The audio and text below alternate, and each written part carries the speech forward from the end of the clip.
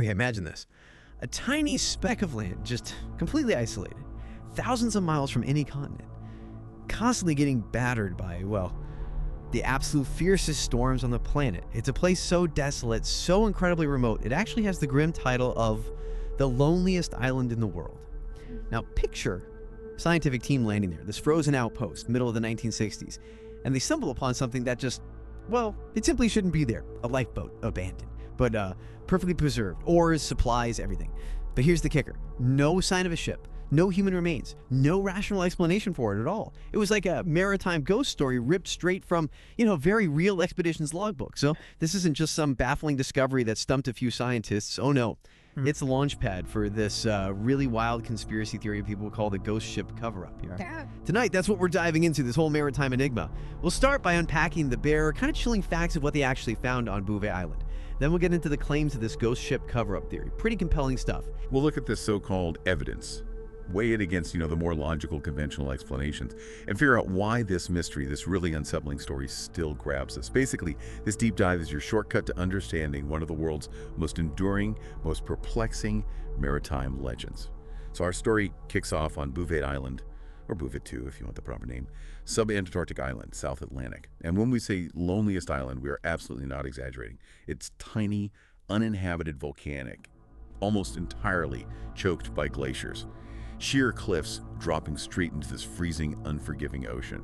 The isolation is extreme. We're talking 1,700 kilometers, that's over 1,000 miles north of Antarctica, and 2,600 kilometers, more like 1,600 miles southwest of South Africa.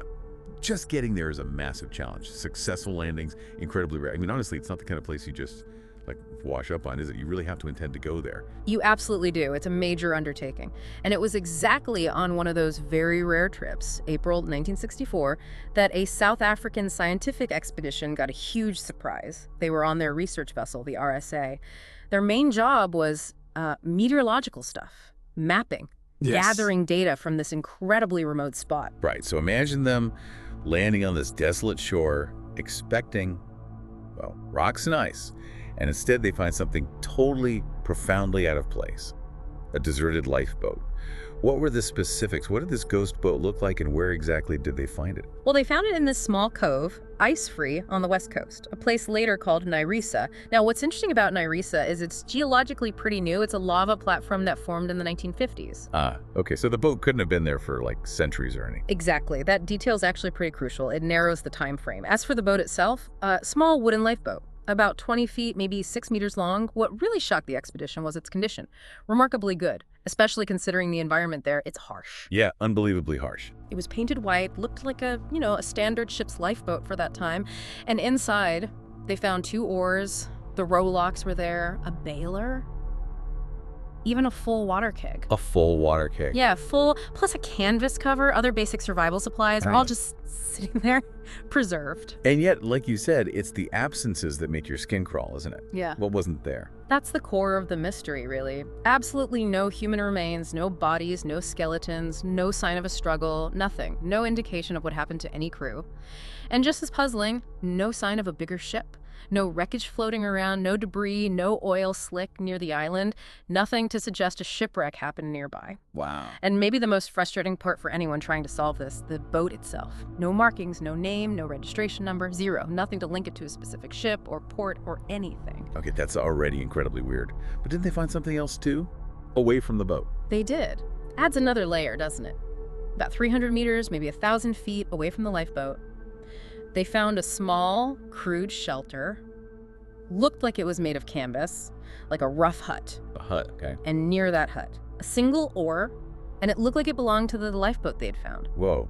Okay, so that changes things. That suggests someone was on the island. Exactly. It immediately sparked these profound questions for the expedition. I mean, how does an intact, seemingly well-equipped lifeboat end up on literally the most remote island on Earth, with no ship, no crew left behind, no trace? And consider the oceanography.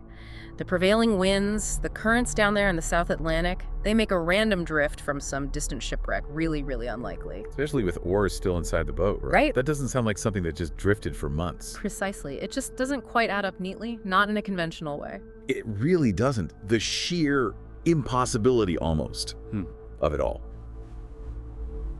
That's the bedrock of our deep dive today.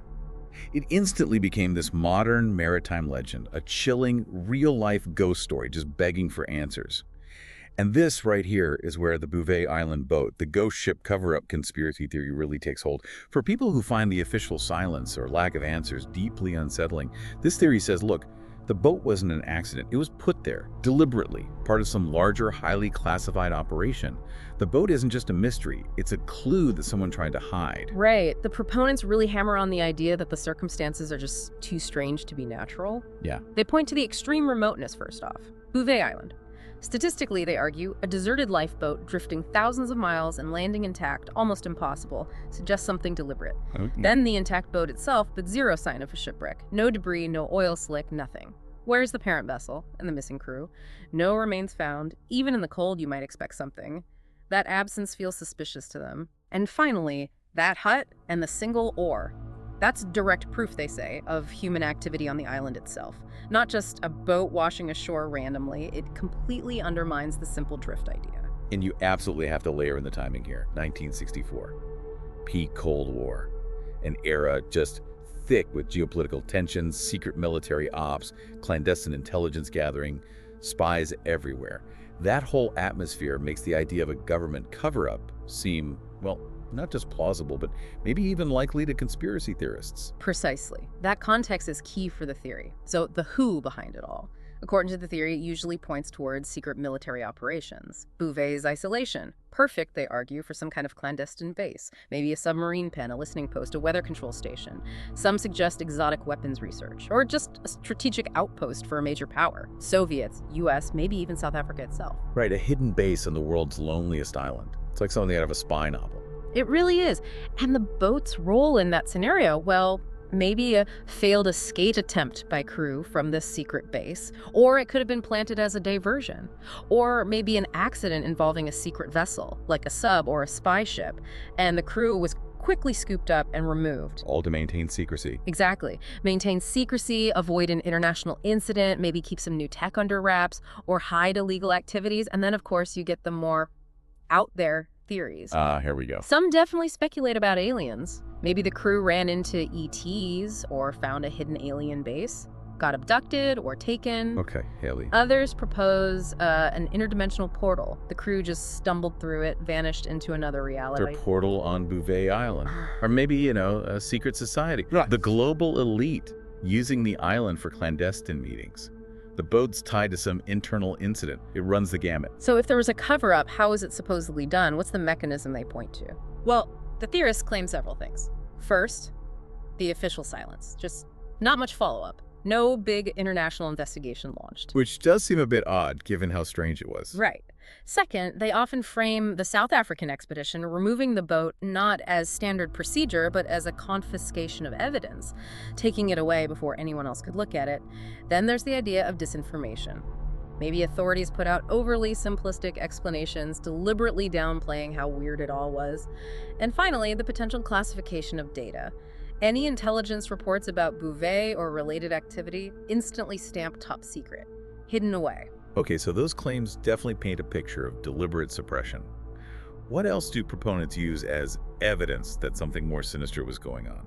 They really lean into how inherently strange everything was. That extreme remoteness is constantly brought up. Statistical near impossibility of random drift, suggesting deliberate placement or a very localized incident. Right, the odds argument. Yeah.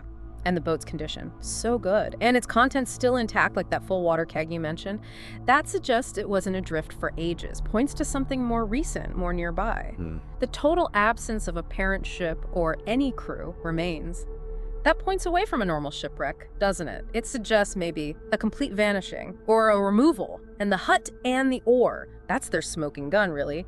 Undeniable proof, they say, of people on the island doing things. It blows the simple drift theory out of the water for them. Plus the Cold War backdrop again. Yeah. Makes Bouvet look like prime real estate for secrets. Absolutely. And the big one underpinning it all. The lack of a clear, definitive official explanation or a major international investigation. That silence to proponents isn't just lack of information, it is the cover-up. They basically say they know what happened and they're not telling us. It often gets compared to other famous maritime mysteries like the Mary Celeste, unexplained disappearances. Okay, it's definitely a compelling narrative when you look at it through that lens. But let's shift gears. For every gripping conspiracy, there are usually more mundane, though maybe still incredible, explanations. What do the mainstream experts, the maritime folks, the scientists, say about this? They tend to think it's explainable maritime events, just amplified by the sheer remoteness and, well, our fascination with the unexplained. That's generally the view, yes. The most likely conventional theory is simply drift from a distant shipwreck. While Bouvet is incredibly isolated, those powerful ocean currents, especially the Antarctic Circumpolar Current, are known to carry debris over huge distances. It's possible. But intact, with supplies. It's less likely, but not impossible. A lifeboat could detach relatively cleanly in certain scenarios. If it wasn't badly damaged and was abandoned quickly, the contents might remain. And the fact no shipwreck was found? Well, the ocean is vast, unimaginably huge. A ship could sink very fast in a storm, leaving almost no trace. Or go down in an area ships just don't travel through. The wreckage could simply be lost forever. Okay, that makes sense. What about the crew then? Where do they go in this scenario? Several plausible, though tragic, possibilities. They might have perished at sea before even reaching the island. Exposure, starvation, thirst. Their bodies could easily have been washed away or scavenged by seabirds or marine life, or just decomposed in that specific environment. Or maybe they made it to the island. Yeah. Built the hut. That's the other main line of thinking. They reached the island, managed to build that crude shelter using the canvas cover maybe, but then they succumb to the extreme cold, maybe a lack of fresh water once the keg ran out, or injuries sustained earlier. And again, their remains could be lost to the harsh elements or scavengers over time. It's a brutal place. Is there any chance they were rescued? Less likely, but possible. Maybe another ship picked them up, but for whatever reason, perhaps avoiding bureaucracy or difficult questions, they just left the lifeboat behind and never reported the rescue. And that point you made earlier about the Nyrisa platform being new, from the 50s. Yeah. That's important here too, right? Definitely. It means the boat couldn't have been sitting there since, say, World War II or earlier. It narrows the window for when this likely happened, probably sometime between the late 50s and 64. Okay. And the lack of markings on the boat? Conspiracy theorists see that as suspicious, But from a practical standpoint, it just makes tracing the boat's origin incredibly difficult, maybe impossible, for any kind of investigation, conspiracy or not. It's not necessarily proof of a cover-up, it's just a frustrating dead end for conventional inquiries. it really does highlight how the basic mystery, an empty boat on the world's loneliest island, is just naturally going to fuel speculation, doesn't it? Human curiosity just hates an information vacuum. Exactly. And critically, there is simply no credible, verifiable evidence backing up the more extreme claims. No declassified documents mention secret bases on Bouvet. No intelligence reports point to alien activity or portals. And while it's remote, Bouvet Island is monitored by satellites now, and scientific expeditions do visit periodically. It's not completely off the grid. Plus, just think about the logistics. Launching a massive international investigation to find the origin of one unmarked lifeboat found years ago in such an incredibly remote, difficult, and expensive place to operate. The cost and difficulty might explain the lack of a huge follow-up, more than some shadowy conspiracy. That's a very practical point, yes. The sheer difficulty and expense involved would be enormous, with a very low chance of finding definitive answers. So when you put all that together, Mm-hmm. what does it really mean for our ghost boat? Why does the conspiracy idea persist so strongly? Well, despite these plausible conventional explanations, the Bouvet Island boat conspiracy theory absolutely has an enduring allure. I think Bouvet shows us something fundamental. When we lack a clear, satisfying story, our minds are almost wired to create one. And often we prefer the intrigue of a conspiracy over the frustrating simplicity of just not knowing. Narrative is powerful. Yeah, the unknown is uncomfortable. Deeply. The core mystery is genuinely baffling. Our minds struggle with things that don't have neat answers. An unexplained ghost ship on the loneliest island. It's a perfect storm for speculation. It taps right into that deep fascination we have with abandoned ships, the Mary Celeste archetype, that uncanny silence of death at sea. It sparks both dread and wonder. And the location itself is key. Oh, absolutely. Bouvet's extreme isolation makes it the perfect blank canvas for our imaginations. It becomes plausible in our minds for secret bases, hidden encounters, the truly unknown. It's a place where anything could happen, far from prying eyes. And then there's the distrust factor, distrust of government, of official secrecy, especially rooted in that Cold War era. If a mystery isn't solved, the default assumption for many becomes, well, they must be hiding something. Right, the what if factor. Hugely powerful. The idea of a secret base or aliens or a portal, the implications are so immense, so compelling, even if the logic is shaky. And let's face it, the story itself is just incredibly dramatic. It's cinematic, maritime mystery, survival horror, Cold War intrigue all rolled into one, makes it super shareable. And it never got definitively solved. Exactly. Even with plausible explanations, the specific origin of that boat, the specific fate of its crew, it remains officially unknown. And that lack of closure leaves the door wide open for the conspiracy to thrive. So we're really left balancing two main perspectives here. On one hand, maybe a tragic maritime accident, a stark reminder of how vast and unforgiving the ocean is. And on the other, this chilling narrative of hidden power, profound secrets, the whole ghost ship cover-up theory. Yeah, and the theory's lasting power really comes down to that potent mix. The extreme remoteness of Bouvet, the genuinely uncanny circumstances of the find, and our persistent human struggle with uncertainty, coupled with that inherent distrust of official stories when faced with something truly inexplicable. So as you sit there thinking about this vast, silent Southern Ocean and the secrets it might still hold, think about the ghost boat of Bouvet Island. Was it just a sad piece of flotsam, a testament to the ocean's brutal power? Or is it a silent witness, a chilling clue to some profound secret, maybe deliberately left behind or even placed there, hinting at truth someone doesn't want us to know, lurking out there on the loneliest island in the world? For now, at least, the answer remains shrouded in mist and ice.